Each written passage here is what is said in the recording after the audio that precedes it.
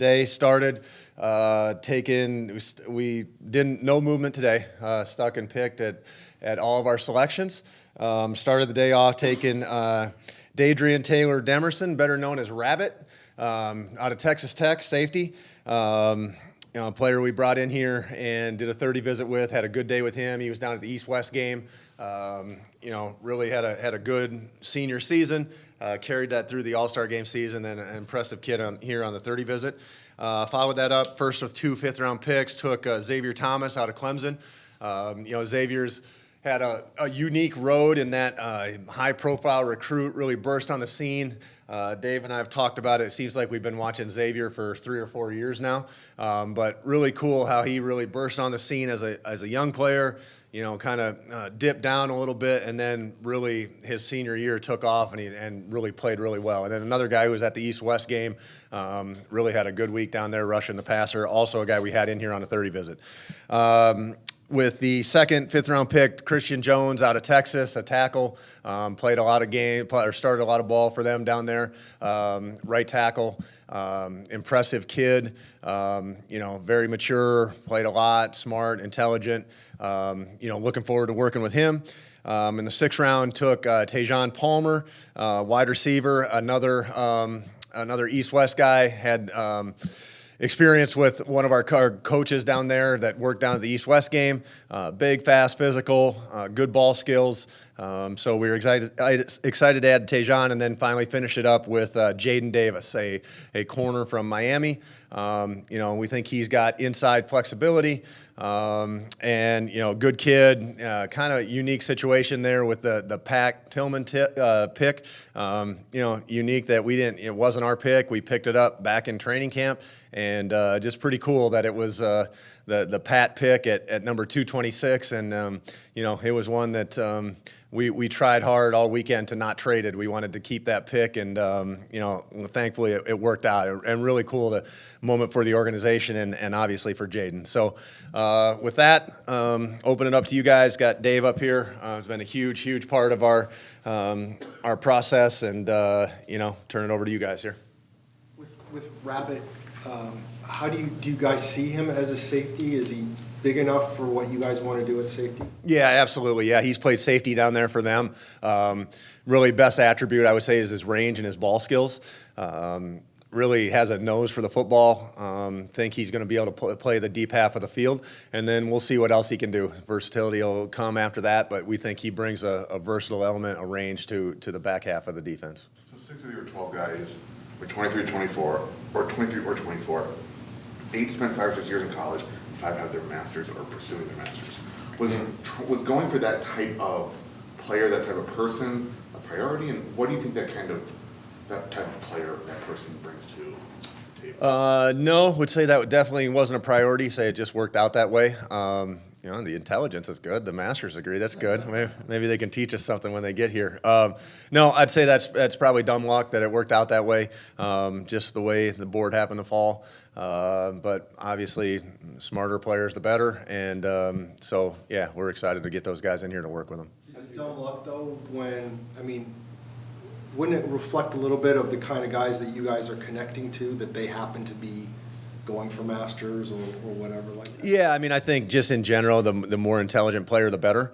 So I think maybe that's what that led them and checked some more boxes for us, and just that they had been that far in school, that was a bonus. But I think JG and I have been pretty clear on he likes to say the price of admission, but intelligence is a big one there, and so it's good. A lot of these guys check those, if not all of them, check those boxes. Is that something you had to kind of shift over the late years of a lot of these COVID kids now having more eligibility? Did you have to reshift how you think about age and experience? No, not at all. Not at all. From a physical standpoint, being 23, 24, does that help them make that adjustment to the NFL, because they're grown men at this point? Yeah, I think there's going to be no bigger transition that these guys go through, no matter what age, than that first year going from college to the NFL. So, I don't think it's a huge difference. They're all a lot younger than me and a lot more spry than me. So, I think that's a big transition no matter what age we're talking. On Xavier Thomas, he's pretty forthcoming about his journey did you have to drill a little deeper and try and understand all that? Yeah, with Xavier, I think he's been very open through the process. Had a great chance to sit down with him at the East-West game. Our scouts did great work on his background and hearing his story. We've been, like I said, we've been scouting Xavier for a couple of years now, so we've been able to put together those pieces. And then I think it finally tied it all together once we were able to bring him in here on a 30 visit and get to spend a day with him and just really figure out what he's about, what motivates him, and what his goals are. And really, by the time we got through that day, we were comfortable with adding Xavier to our team. What kind of ceiling could he still have? We'll see. That book, yes, is yet to be written. It's as with Xavier, all these guys. It's at this point, it doesn't matter who was drafted where anymore, who got signed as a free agent, who's undrafted. Everybody's on the same level playing field at this point. So now it's all about them coming in, carving out a role, figuring out what they can do to help the team, and from there, the best guys are going to make the team. Dave, a lot of people ahead of the draft were talking about how there was a decent drop-off after you got past X amount of players, partly because of, where NIL is left. Did you see that as it kind of came through? Was there that line? The draft really kind of fell for us this year to our board, which it doesn't always happen like that. Sometimes you're reaching down to pick a card up where you're a little surprised that guy's going that soon or something like that. But our board did kind of just layer off the way we had it. That's, like I said, that's not always the case. But I don't think there was a point in the draft where we're like, wow, this is it, we're out of players. Kind of just fell to guys where we liked the pick we were making, so we made the pick. We had some options to trade later in the draft that we just didn't want to move off certain players at that point. So, what did you especially like about Davis, especially given being a little bit undersized? Yeah, I think really his versatility stuck out. He's played inside, he's played outside.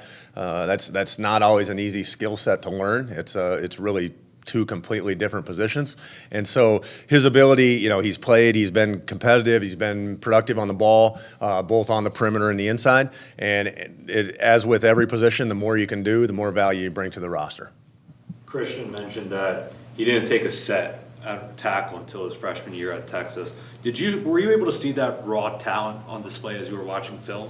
Yeah, well, Christian's played a lot of ball, and so he came to the sport late, but he's also played a long time at Texas, and played at a high level against a good competition. So, and then on top of that, he's seen good competition in practice every day. So, he's seen a lot, he's played a lot, but I think seeing him then thrown into a different situation down in Mobile at the Senior Bowl, that's always a good. Hey, he's asked to do different things. Footwork is different at the Mobile game than it is what he's been doing his whole career. So just seeing him translate and seeing him hold up against the best players in the country, that was a great look for us to evaluate his skill set. How much did it help, and where did it help having assistants at the All-Star games from? It helped a ton. It helped a ton because it gave us a head start on what I would say is the coaching interview portion of our evaluation process, where our scouts are always at these all-star games and getting to see that. But our coaches then that were at these games spent the entire week with these guys. They were in the meeting room. They seen how these guys learn. They seen how they operate. They seen how they practice, and they were up close and personal with them.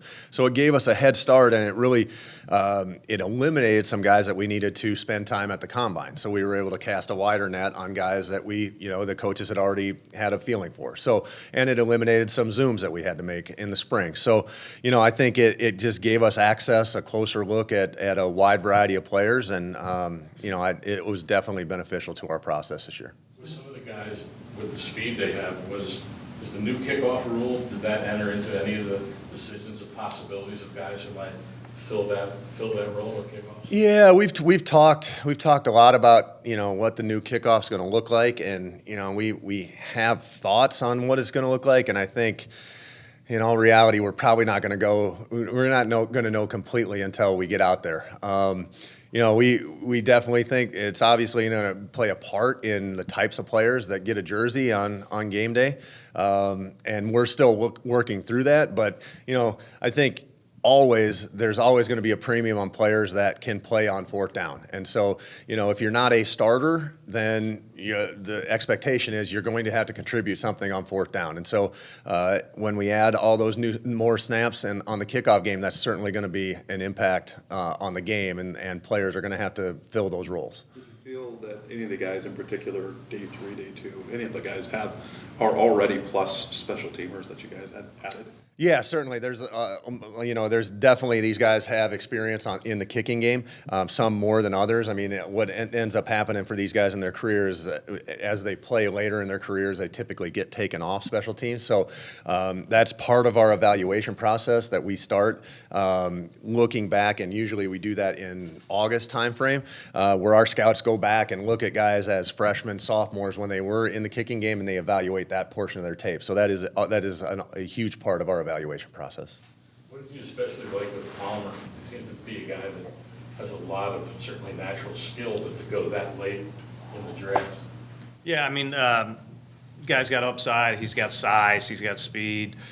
We feel like we can develop his routes. The kid's a tough kid. Loves ball. So those kind of things, we definitely feel like there's some upside we can develop with him. And our coaches, he was down at the East-West. They saw that firsthand down there too. Well, you had three corners in the draft. Was there what was the perceived need there? And I mean, are these guys the versatile kind of guys that maybe can play a couple or 3 positions? Yeah. I would say, when you look at, actually all 3 of those guys, Max, Elijah, and Jaden, all those guys have played both outside and inside. I don't think it was a case where we went in and we said, hey, we gotta double, triple down on corners or any position. I think really that's how it worked out. As the picks start coming off, like Dave said, the picks start coming off, and our board is like a layer, and eventually, once you start going, there's going to be a card that is higher than the rest of the cards around them. And so, it just happened that 3 different times it was a corner this year. So, I don't think we came into the draft saying, hey, we gotta get this many players at this position, but that's just the way it worked out at the corner position this year. Dave, on the tight end, Tip Ryan, what did you see there? What stood out to you? Size, athleticism, blocking. You don't see a ton of quote-unquote, wide tight ends on the line of scrimmage blocking tight ends in today's game. So when you see one like this guy who can move people, who's aggressive, who's tough, plus he's a good athlete, he can catch the ball. They don't throw him the ball a lot. Again, down at the East-West game, got to see him run more routes, catch more balls. So I like the guy's upside and his fit for his offense. I mean, we run a lot of multiple tight end personnel. We got a really good tight end room, so we felt like this guy was a good add to that. When there's so many picks, in the draft, how do you guys look at the priority free agents? I mean, do you maybe look at the same amount? Do you lower that? No, this year we end up lowering that amount just because our roster is almost up to the 90-man limit. I think we might have 86 to 88 right now. I don't know the exact number in front of me, but we didn't have to go out and sign 10 to 13 UDFAs like some years you do. You'll see some teams do that right now, but we had a fuller roster. We like the guys we have in the building right now, so we didn't need to go chase them. In addition to we end up with 12 picks. So if we had 7 picks, then we're signing 5 more, guys. This could be for both of you, now that you've had a full offseason to really kind of get your scouting process and everything in compared to last year. Does this draft feel any different? I know the dust is still kind of settling on it. No, I don't. I don't think so. I mean, I think last year our process was really condensed, and so we had to squeeze a lot of stuff into a shorter time frame. This year, we were able to have a schedule and have everything laid out the way that we want it. But in the end, the same amount of work has to get done. I mean, a lot goes into it. A lot goes into the evaluation process, and there's no shortcuts. There just isn't. And so, in the end, we have to know that board inside and out to make the right decisions, at least what we think are the right decisions at the time. And so, I think every draft requires time, effort, and really discipline to get through it and to know it. But I think that's the requirement for every draft. If you look at it just in total, what would be your general evaluation of the entire draft class? Well, Howard, I think unfortunately, can we talk again in 2 years? I think eventually, like it's crazy to say, but when our scouts grade, we always grade what's this player going to be by year 2, and so that goes into the transition that I talked about from college to the NFL. That first year, that's a huge jump for these guys. So it's a mental change, it's a physical change. They got to learn how we do things. They got to learn our scheme, and it's a lot. It is a lot for them guys to go through. So. We will get those guys in here. We'll get them onboarded as soon as we can in a couple weeks.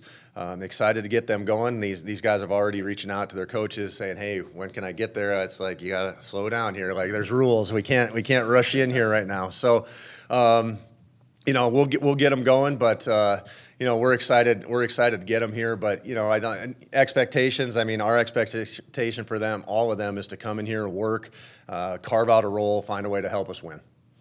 You mentioned you're on the next phase earlier with this. Just adding all these picks instead of maybe packaging up some and getting some for the future. Is that just really what that mindset is? Yeah, I mean, I think today, like we talked about that today, our goal today was not, we had opportunities. We had plenty of opportunities to move around the board today. I just got to say thanks to Rob Kissel and Charlie Atkins. Did an awesome job handling our trade calls. We joke around. Kissel looks like John Nash in A Beautiful Mind up on the board right now at all the scenarios, and we have a few things going. But today, like our motivation was to sit and pick where we were at, and add those players, and because there was players there that we wanted to pick. If the opportunity to add picks for next year would have been there, we certainly would have did it. But we were more than comfortable picking the guys that we picked. And adding them to the team. So certainly wasn't a motivation. If it would have came up, we would have taken advantage of it if it was there.